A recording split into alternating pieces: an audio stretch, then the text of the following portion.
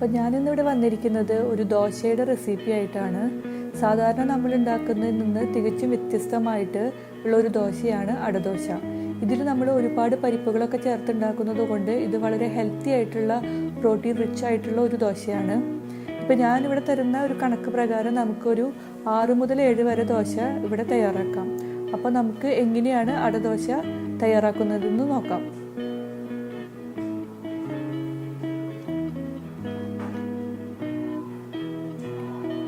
ദോശ തയ്യാറാക്കാനായിട്ട് ഞാനെടുത്തിരിക്കുന്നത് ഒരു 1/2 കപ്പ് ഇഡ്ഡലി റൈസാണ്.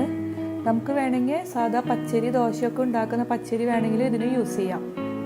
ഇതിലേക്ക് ഞാൻ വന്നിട്ട് പരിപ്പുകൾ ചേർത്ത് കൊടുക്കുകയാണ്.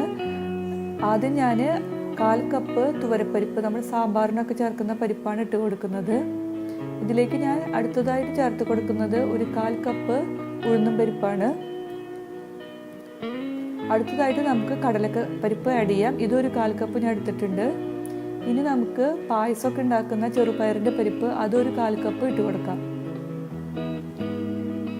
ഇനി ഞാൻ ഇത് നല്ലപോലെ കഴുകി വൃത്തിയാക്കി എടുക്കുകയാണ്.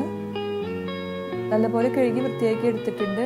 ഇനി നമുക്ക് ഇതിലേക്ക് 1 ടീസ്പൂൺ ചവ്വരി ഇട്ട് കൊടുക്കാം. ഇത് നമ്മുടെ കയ്യിൽ ഉണ്ടെങ്കിൽ ഇട്ട് കൊടുത്തോളൂ, അല്ലെങ്കിൽ നമുക്ക് ഇത് അവോയ്ഡ് ചെയ്യാം. ഇനി ഞാൻ ഇതിലേക്ക് എരിവിനായിട്ട് വറ്റൽമുളക് ചേർക്കുകയാണ്. ഇത് അത്യാവശ്യം എരിവിലുള്ള ഒരു ദോശയാണ്. നമുക്ക് 5 മുതൽ 6 വരെ ചേർക്കാം. ഞാൻ ഇപ്പോൾ കുട്ടികളുള്ളത് കൊണ്ട് മാത്രം ഇവിടെ ചെറിയ 3 വറ്റൽമുളക് ഇട്ട് കൊടുക്കുന്നുള്ളൂ. ഇനി ഇത് കുതിർക്കാനായിട്ട് ഞാൻ 1 കപ്പ് വെള്ളം ഒഴിച്ചു കൊടുക്കുകയാണ്. വെള്ളം ഞാനൊരു 1/4 കപ്പ് ഇനി എടുത്ത് വെച്ചിട്ടുണ്ട്. അത് അരയ്ക്കുമ്പോൾ നമുക്ക് ആവശ്യാനുസരണം ചേർക്കാം. ഇപ്പം ഞാൻ 1 കപ്പാണ് ഒഴിച്ചു കൊടുക്കുന്നത്. ഇതിലേക്ക് നമ്മൾ ഉലുവ ഒരു 1/4 ടീസ്പൂൺ ഇട്ട് കൊടുക്കാം. ഇനി എല്ലാം കൂടെ ചേർത്തിട്ട് നമുക്ക് ഒരു 2 മണിക്കൂറോളം കുതിർക്കാനായിട്ട് വെക്കാം. ഇപ്പം ഏകദേശം 2 മണിക്കൂർ കഴിഞ്ഞിട്ടുണ്ട്. ഇതെല്ലാം നല്ലപോലെ കുതിർന്ന് വന്നിട്ടുണ്ട്. ഞാനിത് അരയ്ക്കാനായിട്ട് പോവുകയാണ്. നമുക്കിതൊരു മിക്സിയുടെ ജാറിലേക്ക് മാറ്റാം. ആദ്യം ഞാൻ ആ കുതിർത്ത വെള്ളത്തിൽ അരയ്ക്കാനാണ് പോണത്. പിന്നെ നമുക്ക് എടുത്തു വെച്ചിരിക്കുന്ന 1/4 കപ്പ് വെള്ളത്തിൽ നിന്ന് ആവശ്യാനുസരണം ചേർത്ത് കൊടുക്കാം. കാരണം ഓരോരുത്തരുടെ പരിപ്പും അതൊക്കെ അരയുമ്പോൾ അതിൻ്റെ ഒരു വ്യത്യസ്തമായിരിക്കും. ഇത് കുറച്ച് തിക്കിലാണ് നമ്മൾ അരയ്ക്കേണ്ടത്. കുറച്ച് തരിതരിയായിട്ടാണ് അരച്ചെടുക്കേണ്ടത്. നമ്മൾ സാധാ ദോശമാവ് അരയ്ക്കുന്ന പോലെയുള്ളൊരു ഇതല്ല ഇതിന് വേണ്ടത്. ഇത് കുറച്ച് കട്ടിയുള്ള മാവായിട്ടാണ് നമ്മൾ അരച്ചെടുക്കേണ്ടത്. അത്യാവശ്യം തരികളോ അതിൽ വേണം. ഇനി ഈ അരച്ച മാവിലേക്ക് ഞാൻ പെരിഞ്ജീരകം ഇട്ട് കൊടുക്കുകയാണ്. ഇത് ഓപ്ഷണലാണ്, നമുക്ക് ഇഷ്ടമുണ്ടെങ്കിൽ ചേർത്താൽ മതി. പക്ഷേ ഇതിൻ്റെ കൂടെ ഈ ടേസ്റ്റ് എനിക്ക് നല്ലതായിട്ട് തോന്നിയിട്ടുണ്ട്. ഇനി നമുക്ക് ഇതിലേക്ക് നല്ല പുട്ടുണ്ടാക്കുന്ന യൂസ് ചെയ്യുന്ന ജീരകം അതൊരു 1/2 ടീസ്പൂൺ ഇട്ട് കൊടുക്കാം. ഞാൻ ചെറുതായിട്ട് അരിഞ്ഞ് വെച്ചിട്ടുള്ള ഒരു ചെറിയ സവാള ഇട്ട് കൊടുക്കുകയാണ് ഇതിലേക്ക്. നല്ല ചെറുതായിട്ട് കനം കുറച്ച് അരിയണം, അല്ലെങ്കിൽ നമുക്ക് ദോശ പരത്തുമ്പോൾ ഭയങ്കര ബുദ്ധിമുട്ടായിരിക്കും. ഇനി ഒരു 1/4 ടീസ്പൂൺ കായത്തിൻ്റെ പൊടി ചേർത്ത് കൊടുക്കാം. അടുത്തത് നമ്മൾ കറിവേപ്പിലയാണ്. അത് കുറച്ചധികം തന്നെ ചേർത്തോളൂ. ഇതിന് പകരം നമുക്ക് മല്ലിയില യൂസ് ചെയ്യാം. അതാണെങ്കിലും കുറച്ചധികം തന്നെ ചേർക്കണം. ആവശ്യത്തിന് ഉപ്പിട്ട് കൊടുക്കുക.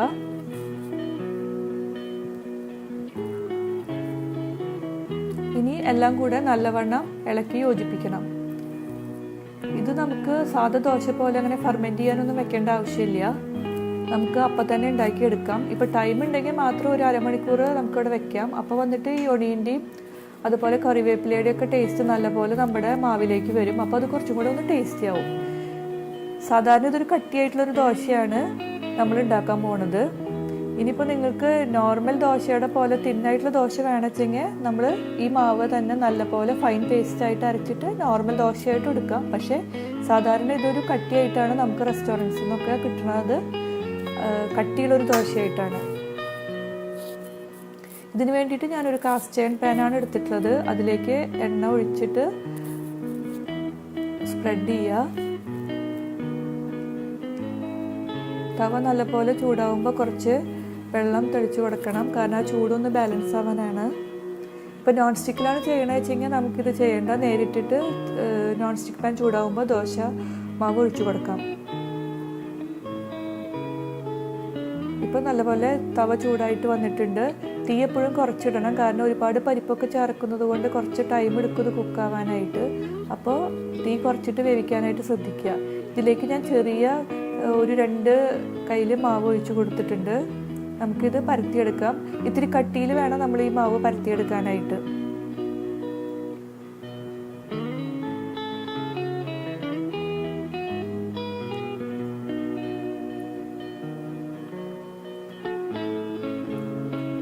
ഇതിലേക്ക് നമുക്ക് നല്ലെണ്ണയോ അല്ലെങ്കിൽ നെയ്യോ നമ്മുടെ ഇഷ്ടം ഏതാണ് അതിനനുസരിച്ചിട്ട് നമുക്ക് ചേർത്ത് കൊടുക്കാം. ഇപ്പം ഞാൻ ആദ്യത്തെ ദോശ ഇവിടെ ഉണ്ടാക്കുന്നത് നല്ലെണ്ണയിലാണ്, രണ്ടാമത്തെ ദോശ ഞാൻ നെയ്യിലാണ് ചെയ്തിരിക്കുന്നത്. ഏതാണ് നമ്മുടെ ഇഷ്ടം അതിനനുസരിച്ച് ചെയ്യുക. രണ്ടും നല്ല ടേസ്റ്റാണ്. ഒരു സൈഡ് ആവുമ്പോൾ നമുക്ക് മറിച്ചിട്ട് കൊടുക്കാം.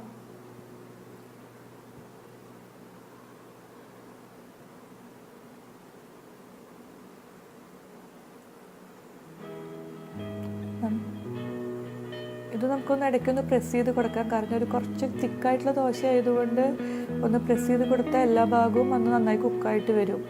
രണ്ട് സൈഡും ആയിട്ടുണ്ട്. ഇത് നമുക്ക് ഒരു പ്ലേറ്റിലേക്ക് മാറ്റാം. ഇനി നമുക്ക് അടുത്ത ദോശ തയ്യാറാക്കാനായിട്ട് തുടങ്ങാം.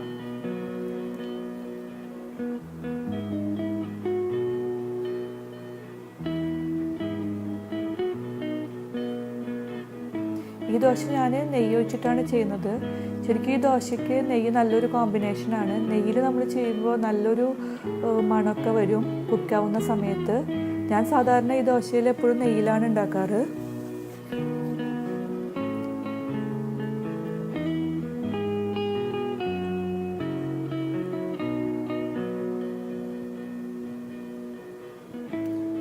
നമുക്കൊരു സൈഡ് വേവുന്നത് വരെ വെയിറ്റ് ചെയ്യാം.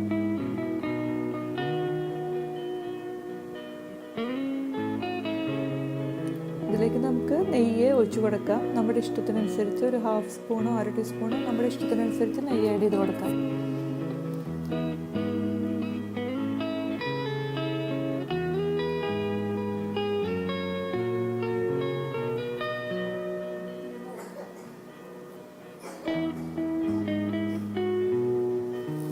അപ്പോൾ ഒരു സൈഡ് ആയിട്ടുണ്ട്, നമുക്ക് മറിച്ചിട്ട് കൊടുക്കാം. ഈ ദോശയുടെ രണ്ട് സൈഡും നല്ലവണ്ണം കുക്കായിട്ട് വന്നിട്ടുണ്ട്. നമുക്കിതൊരു പ്ലേറ്റിലേക്ക് മാറ്റാം.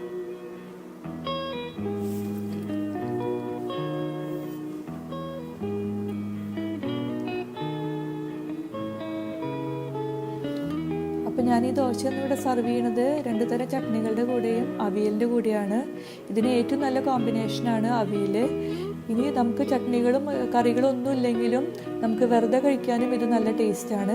അപ്പോൾ എല്ലാവരും ട്രൈ ചെയ്ത് നോക്കുക. തീർച്ചയായും ഇഷ്ടപ്പെടുമെന്ന് വിചാരിക്കുന്നു.